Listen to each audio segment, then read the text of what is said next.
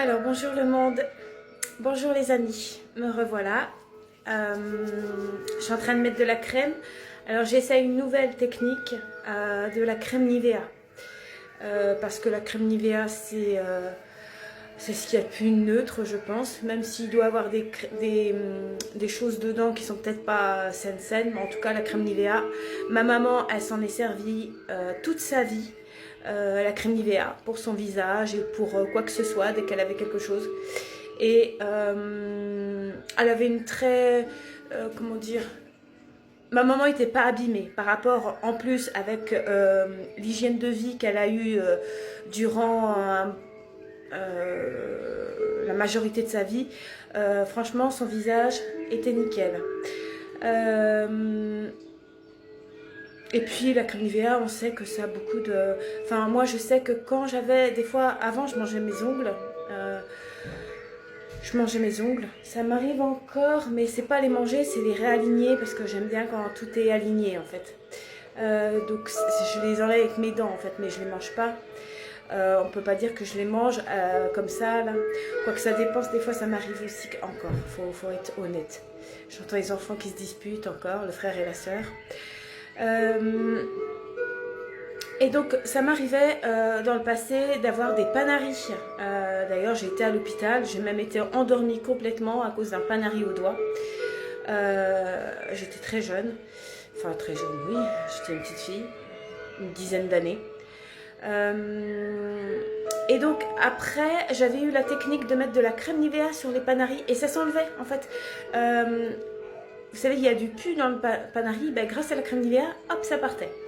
Donc je me suis dit, bon, ben, vu que l'autre crème, elle me fait des choses bizarres à mes mains. Bon, après c'est le cours normal de mes mains, puisque mes mains sont abîmées dans l'ancienne vie et dans cette vie. Mais bon, voilà, j'essaye d'adoucir, j'essaye de trouver quelque chose de neutre et de pas avec un espèce de médicament pour mes mains. Je suis pas médicament. Tant que je peux éviter de prendre des médicaments, j'évite de prendre des médicaments. Les seules choses que je peux prendre qui ne me dérangent pas, c'est tout ce qui est Doliprane ou Efferalgan. Voilà, quand j'ai un bobo, mal à la tête ou quoi. Ou à mon genou. À mon genou, oui. Donc voilà, je commence comme ça et je voulais vous dire aujourd'hui nous sommes le 23 juillet, donc aujourd'hui c'est le jour de naissance, donc l'anniversaire de Giovanni. Alors je suis contente parce que ce matin j'ai publié une chanson, The Cure, parce que quand nous étions en relation, je l'ai connu, j'avais 16 ans et demi, et quand nous étions en relation,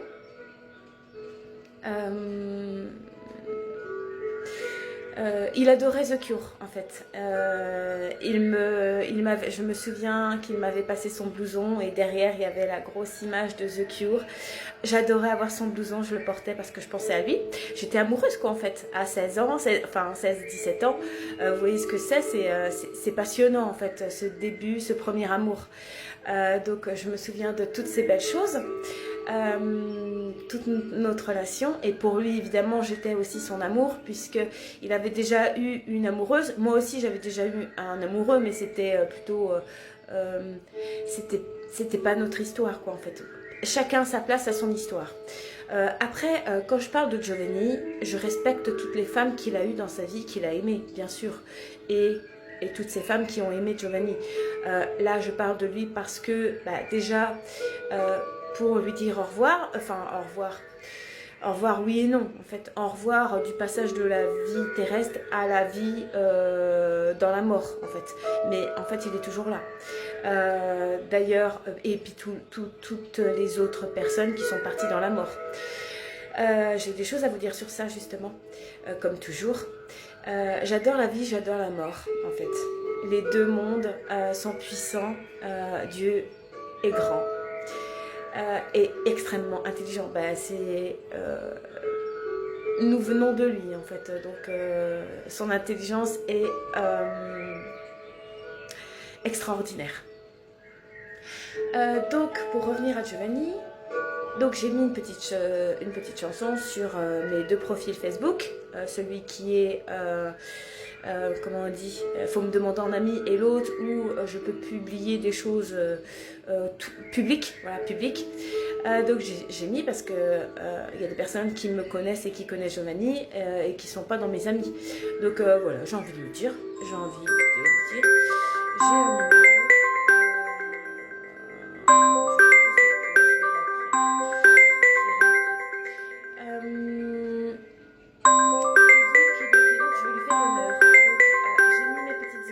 J'ai mes cheveux qui sont très beaux, je suis contente, ils sont en train de revenir mes cheveux. Je suis heureuse. Ça c'est au moment où j'étais avec Giovanni.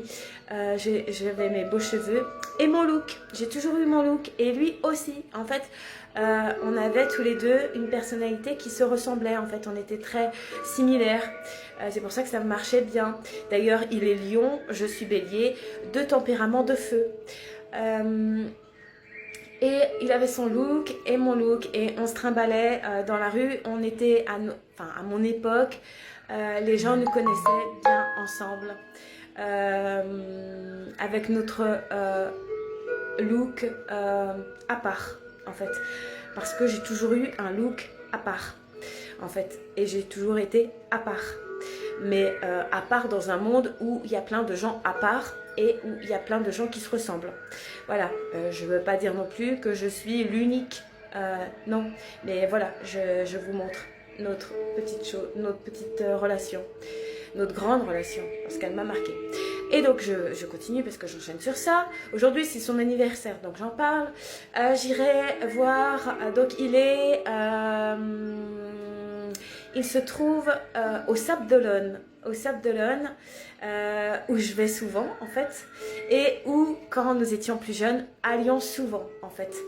Nous avons dormi dans des toilettes au Sable d'Olonne, nous avons dormi dans une caisse d'épargne par terre au Sable d'Olonne. Alors ne croyez pas qu'on était des SDF ou des gens, enfin même si on était SDF. Et alors, en fait, non. On avait 16 ans et demi, il avait 17 ans, et puis après ça a continué, donc 18, 19, 20. Donc ça, je ne sais plus à quel âge on a fait ça. En fait, on s'amusait, on allait aussi en boîte, je montais derrière sa mobilette, je m'accrochais. En fait, c'était l'amour de jeunesse, vous voyez ce que c'est. En fait, En fait, c'est ça les adultes, un coup qui vieillissent. En fait, le vieillissement, comment dire, l'adulte se cadre dans un contexte de faut faire ça, faut pas faire ça. Et puis, il devient tout carré, l'adulte. Il perd sa jeunesse, il perd son enfant intérieur et son enfant qu'il était. Et donc quand on a 16-17 ans, en fait on est en pleine effervescence de la jeunesse, donc on est prêt à tout et on s'amuse de tout et tout est défi, et quand on est à deux, qu'on est amoureux, c'est formidable et fantastique. Donc je me souviens de plein de choses avec lui qui étaient formidables. Il suivait toujours, je lui lançais des défis en fait et il les suivait toujours et on s'amusait comme ça, et voilà, on était sur la même longueur d'onde. Voilà, c'est des très très bons souvenirs que j'ai. Je suis heureuse d'avoir ces souvenirs-là parce qu'ils m'ont permis d'avoir une base au niveau de l'amour, de comment est l'amour en vérité. Et l'amour en vérité, c'est une communion de 2 partenaires, 2 personnes qui se complémentent. Je sais pas si on dit ça, ils sont 2 personnes qui sont complémentaires et en même temps qui se ressemblent. Parce qu'en fait c'est ça le but en fait, hein, c'est de je tutoie, je sais pas pourquoi, mais c'est de te ressembler, d'être avec celui qui te ressemble. Parce que si tu vas avec celui ou celle qui est opposé à toi, bah, il y aura toujours des conflits et un fossé qui sépare. Même si de base, celui qui est ou celle qui est opposée à toi est fait pour te mettre dans le droit chemin, pour trouver justement ton âme jumelle, ton âme sœur, c'est pareil en fait. c'est le but en fait. Le but là de l'humain, c'est de trouver son chéri, sa chérie qui lui ressemble en fait, pour avoir des points communs ensemble, pour avoir la même vision, pour avancer ensemble main dans la main, pour être de moins en moins en conflit. Donc c'est ça, il faut un partenaire qui te ressemble.